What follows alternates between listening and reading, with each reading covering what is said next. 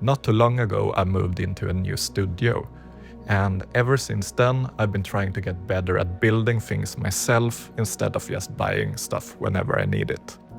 So today I'm building a scrim using only things I have laying around here in the studio. I'm building the frame out of wood, using these cheap broom handles I had left over from when I built the lamp a couple of weeks ago. And I know that broom handles aren't something that everyone buys in bulk, but they were really cheap, and for the 3 I'm using for this project I think I paid around 10 euros total. Now we just need a way to connect the broom handles together, and this is where having a 3D printer comes in handy. I found some rounded joint models online and tweaked them a bit, so they fit my bigger sticks. And with that done, we just screw everything together.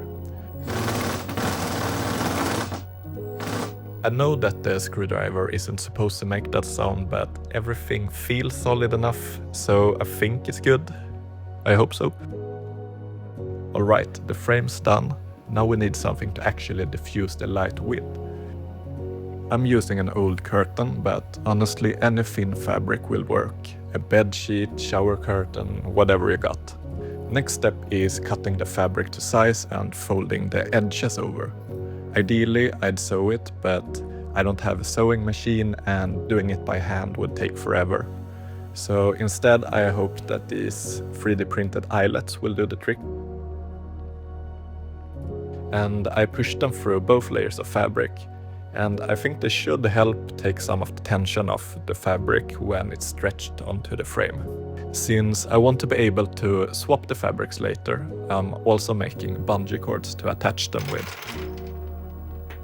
And I made these by printing these tiny plastic balls and using hair ties that I borrowed from my girlfriend. And I made so many of the eyelet holes, so this took so long to do. It was the most fiddly and repetitive part of this project, but I got through it. And now it's time to just attach the fabric to the frame and put everything together. And there we go. The scrim is done. Now let's see what it does. Yeah, it diffuses the light. Yeah. And if you like this build, hit subscribe, and I'll be doing a lot more of these DIY projects and camera stuff here in the future. Bye.